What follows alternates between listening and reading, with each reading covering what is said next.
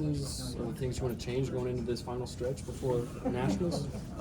Yeah, I'm pretty happy with how my season's going. I think I'm 13-3 right now. So,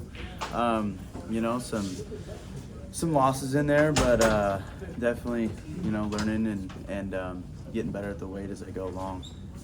There's only 4 goals left, and I think if I just continue to execute my offense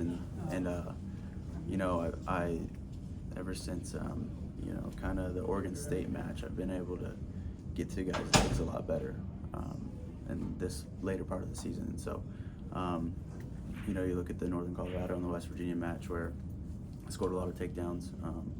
It was a good confidence booster for me, especially at the weight. And I think that's just something I got to continue to do is get to people's legs. Would you say that's been the biggest growing pain at moving up to that weight? Yeah, just unsure of myself. I've always had good offense on my feet, always been able to shoot really well. But it's one thing finishing on these bigger guys, and they got big, strong legs. And so I was kind of unsure at the beginning, and so I think I'm like I said, building that confidence that if I get somebody's leg, I can't finish. You said you were unsure. Who would you kind of point to in terms of getting your mind right and getting you more comfortable at the weight? Who helped you there? Chris Perry. I've been working with Perry a lot.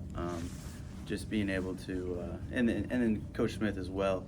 When it comes to finishing single legs, which is mostly what I'm on, I'm not shooting doubles or anything like that usually. So when it comes to finishing single legs, there's nobody really better than John Smith to show you how to finish a single leg. So as far as building that confidence and able to get through people, get to their legs, and execute the takedown, John and Perry have helped me a lot.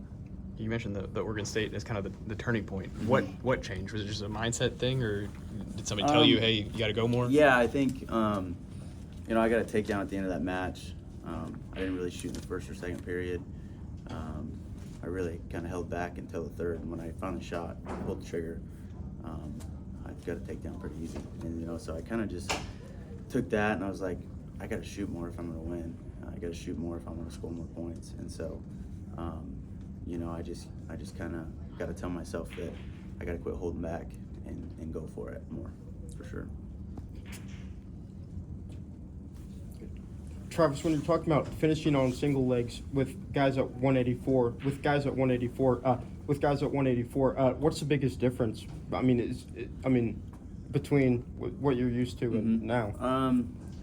Just strength-wise, heavy hips. Yeah. They're a little bit different than 65-pounders, so that's the big difference. As far as scrambling-wise and everything's pretty much the same. There's a lot of scramblers nowadays. In college wrestling right now, there's a lot of good scramblers. And so, pretty much there's guys at every weight that can scramble. There's guys at 84 that can scramble. There's guys at 65 that can scramble. So I've dealt with scramblers before, like I said, just the size and the strength of these guys' hips, they're able to defend pretty well. But I got to use my speed to get the corner and get good angles and make sure I pick and choose my shots so that I can finish clean.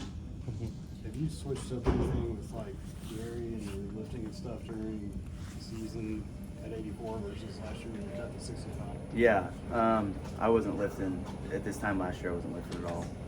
Mostly just focused on keeping my weight down because I was trying not to blow up, and I was really focused on my weight this time last year. Now I'm lifting 3 to 4 times a week, and so it's a big difference.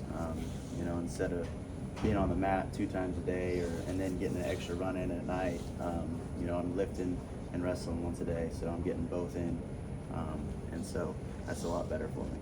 Yeah. Is it easy for you to put on weight? Is that tough? Yeah, no, it's been pretty easy for me to put on weight. I've held my weight up good. I'm not, by no means am I huge for the weight at all. I'm only walking around at 190, 191 pounds. Okay. So, I'm 6 or 7 over pretty much all the time, which is, I don't look at it as a disadvantage. It's pretty nice. On weigh-in day, I'm hydrated still, so I got food in my stomach. I'm healthy at this weight. Travis, I'm going to go a little bit back in the history books with your career a little bit. So let's go back to just only a few months ago at the Southern Scuffle. You wrestled Stanford Jack Dara, and he was a freshman, second-year guy. this past weekend you wrestled Matt Feinsilver, who is a 7th-year guy. I'm curious, is there any differences in wrestling a guy that is at your age, a guy that's closer to your age, and then a guy that's not as closer to your age? And what have you basically experienced with that? You know, as far as physical capabilities and things like that, I think it's pretty much the same. I mean, you're going to get some mature guys at this weight, but wrestling IQ, as far as knowing when to go, when not to go, you know, those older guys trying to steal takedowns at the end of the period. You know, there's some better tactics of the older guys for sure, and you know, they might study a little bit better. They might you know how to wrestle somebody a little bit better. So that's definitely one thing I noticed is not necessarily just because you're older doesn't mean you're a better wrestler, but you might wrestle someone better because of your experience and you know, 7 years at this level, you're going to learn a lot. So and that's for sure. another one. Back in 2020, you wrestled Andrew Fogarty in the Big 12, Big 12s, and defeated him there. He had a lot of experience, and you were on the opposite side of that. So kind of tell me a little bit about that match, if you can remember that far back. Your experience in regard to the question. I knew he was a tough kid. That was you know, I was really excited for that match, just because Big 12 finals was my freshman year. I had nothing to lose. I mean, I wasn't really supposed to win, so it wasn't a big deal, you know. So I think I just went out and performed well that match. Really executed my offense. Ended up picking up 2 takedowns right in time in that match. Got off bottom.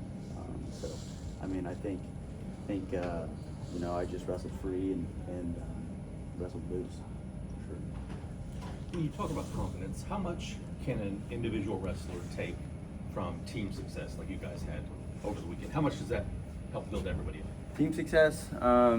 I mean, like being a team like Missouri, that was really good for us. Everyone, it was a good bonding moment for us because everyone was focused on winning that duel. We weren't. I know for me, and I know for a lot of the other guys, especially like Dayton, you know, he had to go out and score 10 points in order for us to win the duel. So, you know, there's a time like that where like he can't be selfish. He can't go out and just win for himself. He's got to go out and perform for us. And so, I think it not necessarily builds all our confidence, but I think it pushes you to do things that you're not always. You're expecting more out of yourself, maybe in a time like that where you got to go wrestle for the team. You got to pick up a major decision, or even if you just got to get a win here. I think you expect more out of yourself, so you might. There's more pressure on you from your teammates, and so you might go and you know, just make things happen instead of, you know, waiting around trying to make things happen. You might go force things and be a little more risky with things in times and situations like that.